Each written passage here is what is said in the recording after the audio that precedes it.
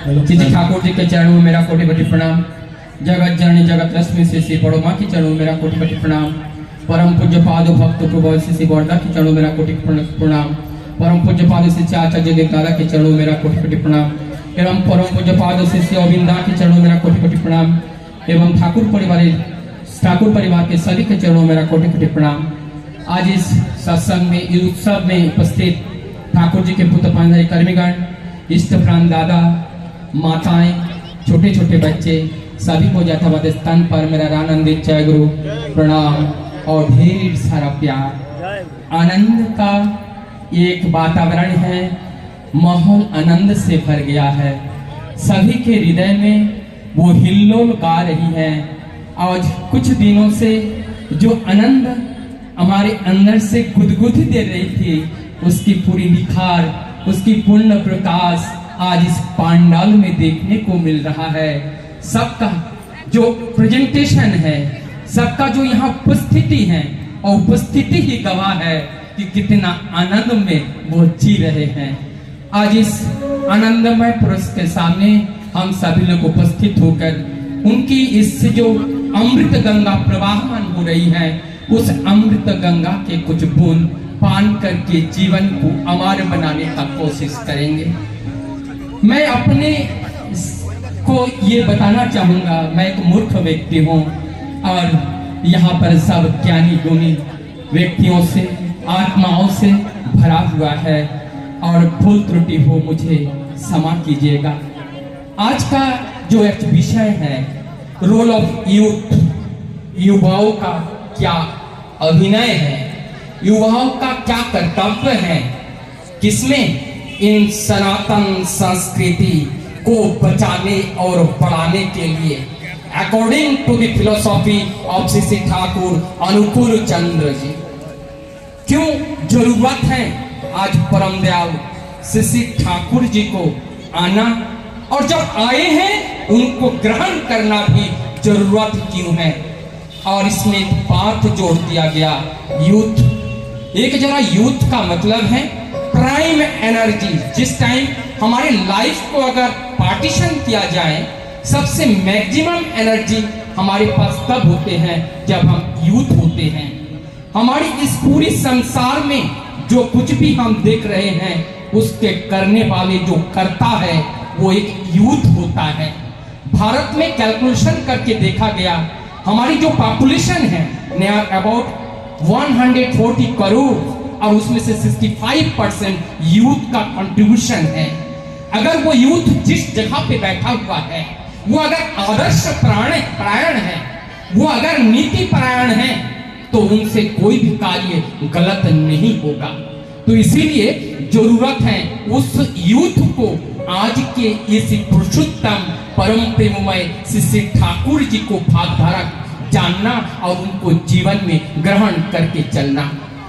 आज मैं एक बहुत बड़ी बात बताने जा रहा हूं, और वो बात है, हम लोग कहते हैं हिंदू है, हिंदू है।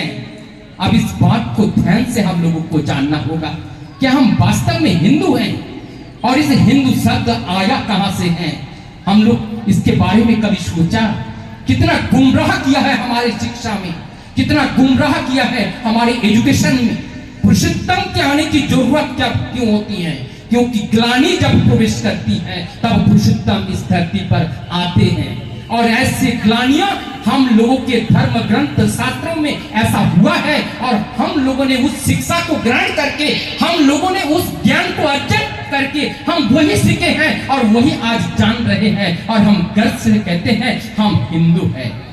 हिंदू कहकर हम अपने आप को संकुचित कर रहे हैं, छोटा कर रहे हैं।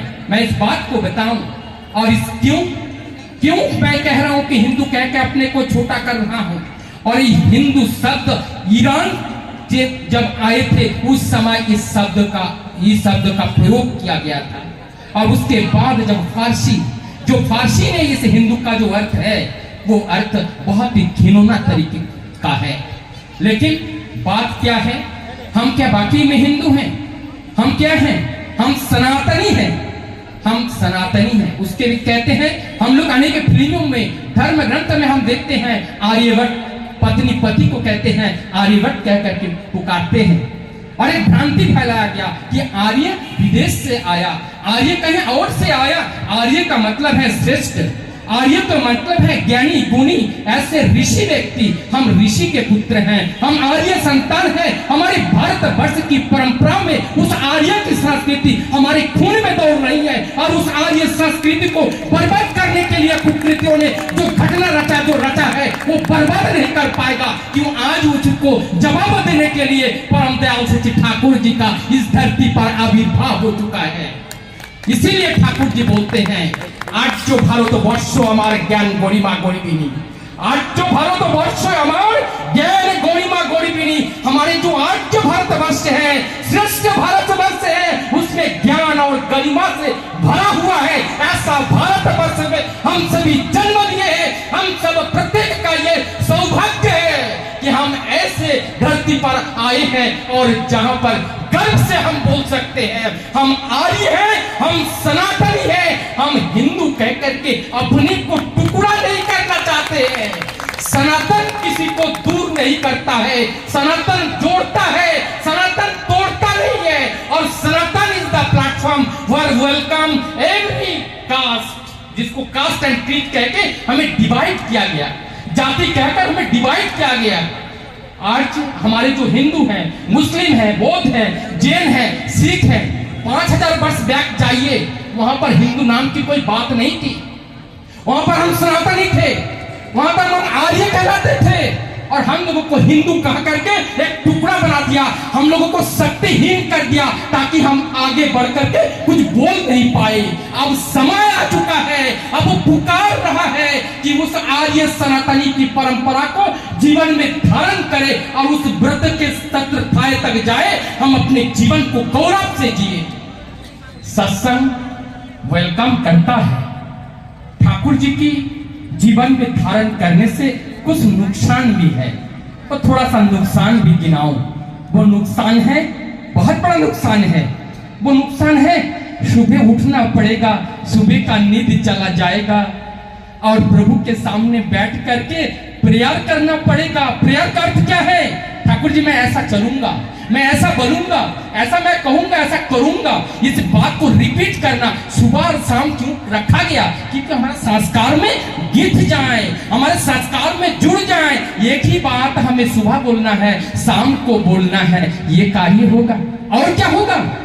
आज शराब कितनी महंगी महंगी बिक रही है, ये शराब पीना छूट जाएगा, बीड़ी छूट जाएगी, सिगरेट छूट जाएगी। और माँ और पिता जो हम समझ नहीं रहे थे, माँ के आंखों से आंसू झर रहे थे, पिता के आंखों से आंसू झर रहे थे, हजारों की तादाद में वृद्ध आश्रम का निर्माण हो रहा था। आज अगर ठाकुर जी को ग्रहण करें, वो वृद्ध आश्रम बंद हो जाएगा, शराब की भट्टियां बंद हो जाएगी।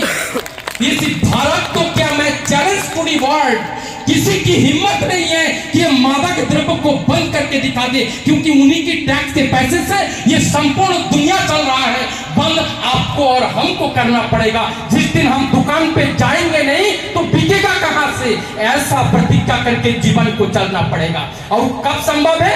जब हम आर्य व्रत को पालन करेंगे। और आर्य व्रत को पालन करने के लिए आदर्श को जीवन में धारण करना पड़ेगा। जब आदर्श को जीवन में धारण करेंगे तो हम दुर्बल नहीं हो जाएंगे, हम सबल हो जाएंगे, और हमारे अंदर इतना बल बलवती हुई आग की तरह वो धड़कती रहेगी। वो हमारी काम क्रोध लोभ माया मोह उस अग्नि में जल के भस्म हो जाएगा, और हमारे जीवन के बाल को भी बाका नहीं कर पाएगा। ये है सत्संग का प्लेटफॉर्म। और ऐसे सत्संग प्लेटफॉर्म में जिस दिन हम अपने संतान के हाथ पकड़कर ठाकुर जी के हाथ के थमा पाएंगे, उस दिन इस जीवन कर्तव्य का थोड़ा सा हम पूरा कर पाएंगे। वक्त आया है, समय हो चला है, सभी से आह्वान है, और अब समय ना बिता करके आर्य परंपरा की रक्षा के लिए जो परम पुरुष धरा पर पूर्वोत्तन को लेकर के वर्तमान बनकर आए हैं, जिनको ग्रहण करने पर किसी का त्याग करना नहीं होता है, और जिनको ग्रहण करने पर सबको ग्रहण करना होता है, ऐसा परम पुरुष के चरण तले अपने जीवन को सैक्रिफाइस करके, बलिदान करके अपने जीवन को धन्य बनाइए। आपकी मंगल प्रार्थना परम दयाल के चरण में करता हुआ मैं इस वक्तव्य को विराम देता हूँ। जय गुरु, वंदे।